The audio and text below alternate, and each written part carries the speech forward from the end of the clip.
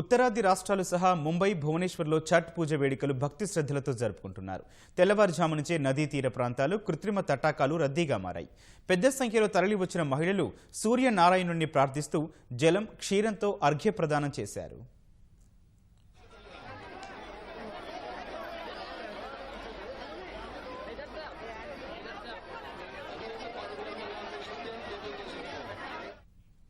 ఉత్తరాది సహా మహారాష్ట్రలో ఛట్ పూజ వేడుకలు కుంభమేళాను తలపించాయి.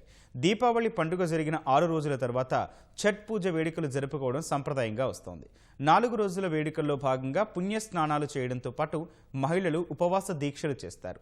నీళ్లలో నిలబడి సూర్యనారాయణ స్వామికి ప్రసాదం నివేదిస్తారు. ఆ తర్వాత జలం, క్షీరంతో అర్ఘ్యం సమర్పిస్తారు. ఛట్ పూజ చివరి రోజు కావడంతో ఢిల్లీలోని నదీ తీర ప్రాంతాలు కిటకిటలాడాయి. మహిళలు తమ కుటుంబ సభ్యులతో సహా పెద్ద సంఖ్యలో ప్రత్యేక ఘాట్లకు చేరుకొని దీపారాధన చేశారు. అనంతరం ఆదిత్యుణ్ణి ప్రార్థిస్తూ జలం, క్షీరంతో అర్ఘ్య ప్రదానం చేశారు. వివిధ రకాల పండ్లు నైవేద్యంగా సమర్పించారు. నోయిడా, గోరఖ్పూర్లోనూ ఛట్ పూజ వేడుకలు జరిగాయి.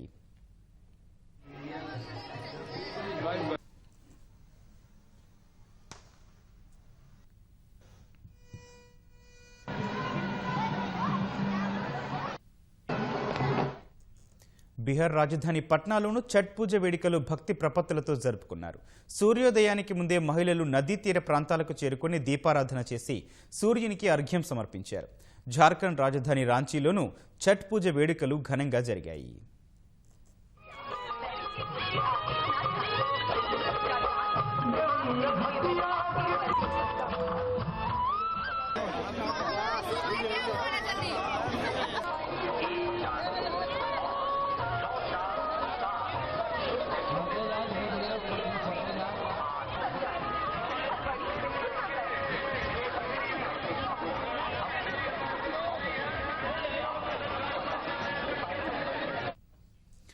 కోల్కతాలోనూ ఛట్ పూజ వేడుకలు జరిగాయి. హుగ్లీ నదీ తీర ప్రాంతాల్లో మహిళలు సూర్యనారాయణుణ్ణి ఆరాధించి జలం, క్షీరంతో అర్ఘ్యం సమర్పించారు.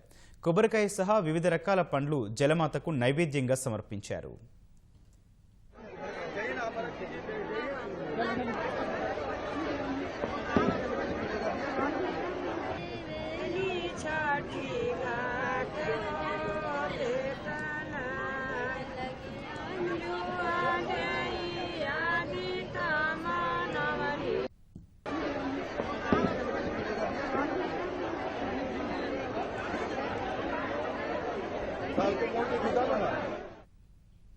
ముంబై, భువనేశ్వర్లోనూ ఛట్ పూజ వేడుకలు జరిగాయి. ఇంటిల్లిపాదికి సుఖ సంతోషాలు ప్రసాదించాలని కోరుతూ మహిళలు సూర్యనారాయణుణ్ణి ఆరాధించారు. జలం, క్షీరంతో అర్ఘ్య ప్రదానం చేశారు. ఛట్ పూజ వేడుకలను పురస్కరించుకొని ఆయా రాష్ట్ర ప్రభుత్వాలు ప్రత్యేక ఏర్పాట్లు చేశాయి.